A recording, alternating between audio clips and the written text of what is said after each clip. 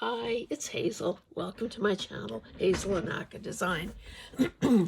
Let me start with a couple of apologies. Forgive the state of these hands. I was doing some dyeing, but I can't blame that on these hands. I'll talk more about that in a minute. And maybe I apologize if there are any unfortunate shadows. If you saw my video on making beet ink, you know that I ended up making a very small batch. And it's been sitting in the fridge for however long since I did the video. And I'm thinking, you know, it's either going to go bad or, well, it's going to go bad. So I'd better strike while the iron is hot. So what I did was I used it all up and did some dyeing.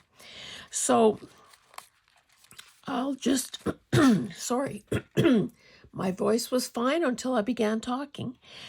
I will just talk a bit about what my process is and also tell you that in the beginning, when I first started dyeing, my first attempts were, of course, with coffee, because that's what everyone on YouTube was raving about. And I believed, like beginners often do, that, oh my goodness, there is clearly a formula, a process, the right way to do it, and obviously the wrong way to do it. So I was all tied up in knots, thinking that, oh, I must do it exactly the way I've seen people do it. Except if you watch more than one video, you see that there is more than one way to do it. And I just want to say, you know, at the risk of, you know, calling a spade a shovel, I just want to say to anybody who's brand new, that's BS. Do what you want to do. Nobody has the lock on, including me, has the lock on the truth or the best way to do anything. There are some people that believe that the only way that you can really dye paper is, well, coffee dye paper, well, maybe any kind of dye paper, is to bake it in the oven. Well, if you've been here more than a time or two, you know that I barely bake food. So I sure as heck am not going to be baking paper. I just don't do it. And perhaps I don't get the same grungy results that some people do. But hey, that's a-okay with me. So let me tell you what I do. I have an island in my kitchen. I should have actually measured it. That's probably about 7 feet long. And so what I do now, and this is regardless of what I'm spraying onto the paper, I cover the island with paper. So of course, if I'm using 8.5 by 11, I'll get fewer sheets on there than if I was using 11 by 14. And I have done both. And then, because, you know, I've said it before, it's like cutting donuts. You don't want to have any wasted space. So in the nooks and crannies, or in the space that's left over, I lay out small papers, like in this case it was gas checks. I've done index cards, I've done business cards, I've done envelopes in the past, whatever. Just anything to maximize the space, because to me that makes the most sense. So then I lay over that paper, I lay tablecloths, or, well, pieces of tablecloths. And I have in the past used fabric ones, and it creates some beautiful, oh, I should have brought a piece here to show you. It does create beautiful effects, but it also sucks up the dye because, of course, fabric is porous, whereas plastic is not. whatever you spray on plastic will just sit there, so you can obviously get the... I kind of have a method to, I was going to show you this, but it's just fun. Okay, so if this is the piece of paper and I'm spraying through the tablecloth, this is what is the result.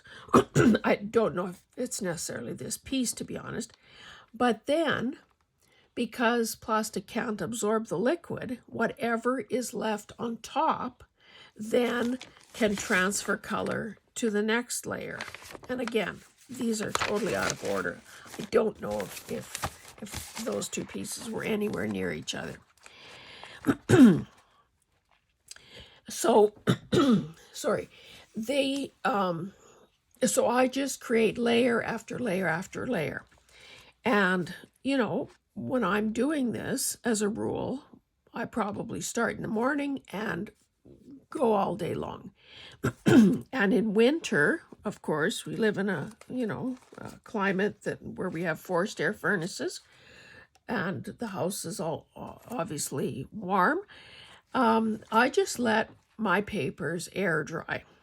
Now, if I'm particularly antsy and want to get on with doing some more, I will, as the layers dry, I will move them. I'm sorry about this throat. I spread them around on the floor to let them finish the last little bit of drying. And of course, it doesn't take long. On a paper like this, where there are these darker concentrations of color, it's because there was more liquid there. And I'll talk about this in a bit, but so layer after layer after layer until I'm out of dye. And all told, like I was using the tiny little spray bottle. Do I have one to show you? It's like really tiny.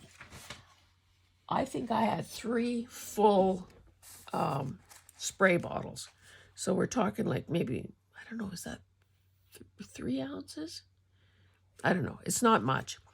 When I make a batch of other dye, I'm talking about liter or quart sized, or more than a quart size spray bottle. You know, the kind that you would spray, spray anything, like if you were spraying weeds in your garden or whatever. So, you know, a tall bottle.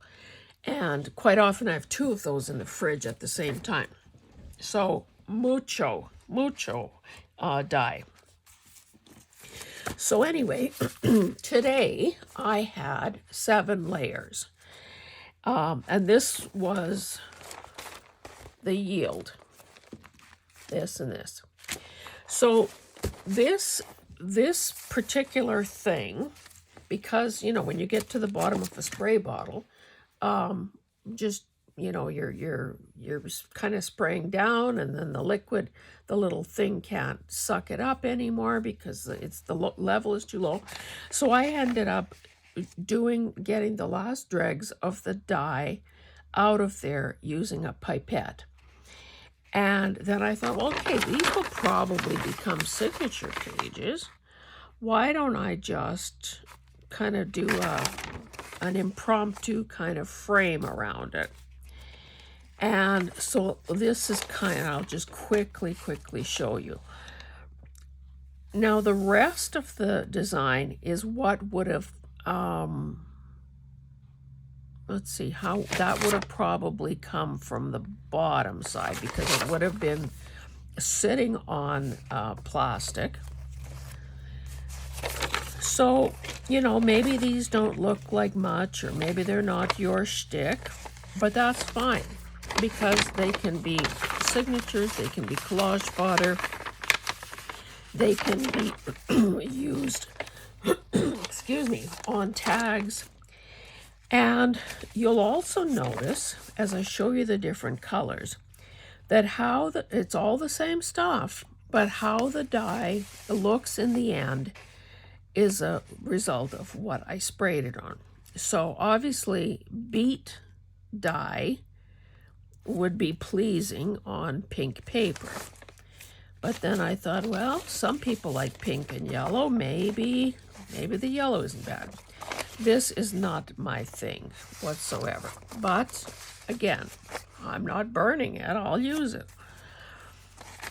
Pink and green, theoretically, are a good combination. Maybe not. So this is almost reading like a purple here, more so than a pink.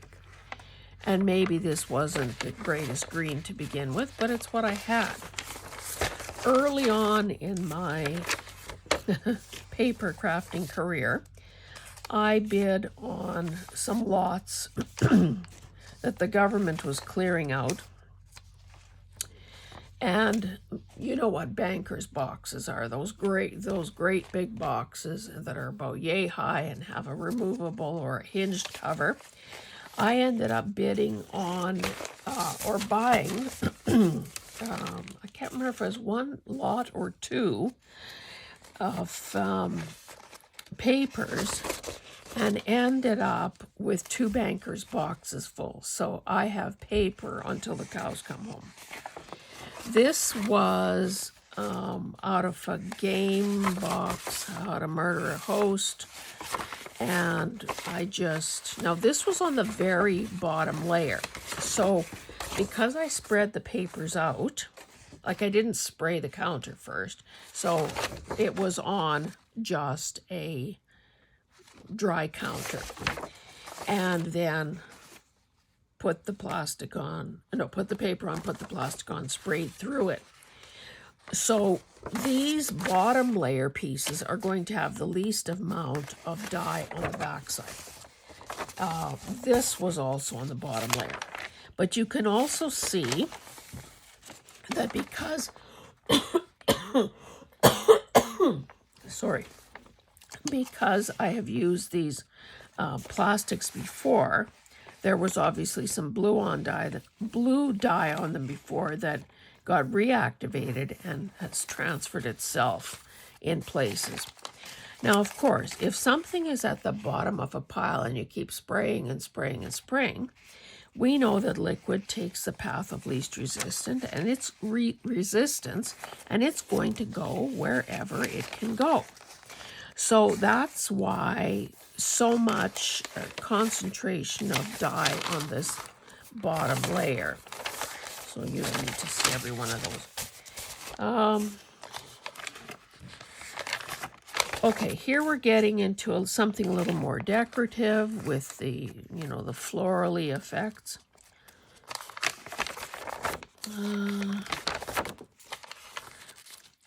Don't need to show you every. Okay, here is it on with the on the yellow.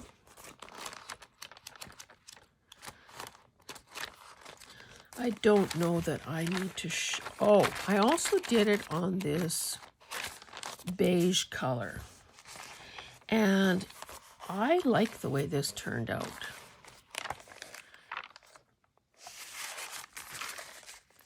So because most of the papers, other than the bottom one and other than the top one, would have been sandwiched between 2 layers. So that's why, look how lovely that is. That's why there is a design on both sides of the paper, because of that sandwich effect. Look at that. I should probably digitize some of these because, again, you could never get the same results a second time. So that's probably what I'll end up doing. Okay, so that's those. This is it. Oh, is this I guess this is the first bit of blue I'm showing you. So pink and blue should also be lovely. And you can see it kind of takes on a mauvey, lilac-y look. So same scenario, printed both sides. But by far the best, I'd say, okay, this is my second favorite. These are my first favorite. Look at. Look at. Look at.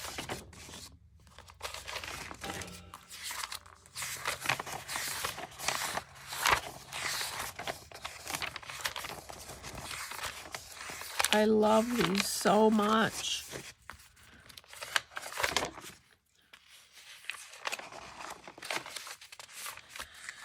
So that is what I did.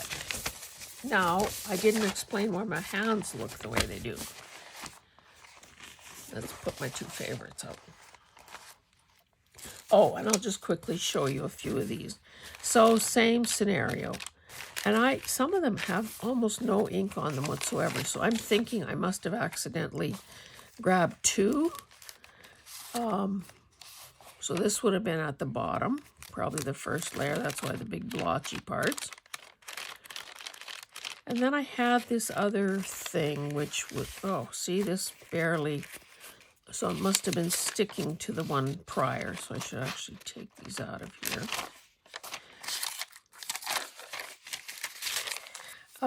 And then I had these two-part forms.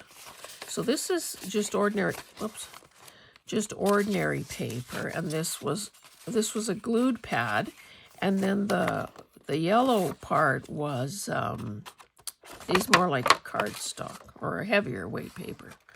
So that's actually quite lovely. I don't know why it looks better on here than it did on, mind you, this was probably the first layer too, so it had a lot of time to absorb color. And then I should have actually done more of these. But again, I can do them in another color another time. Okay, so what happened to my hands? If you, no, maybe it hasn't been scheduled yet. So you, unless you're clairvoyant, you would not have, maybe you haven't seen the video I did. Let's spread out the loveliness. So you have something to look at.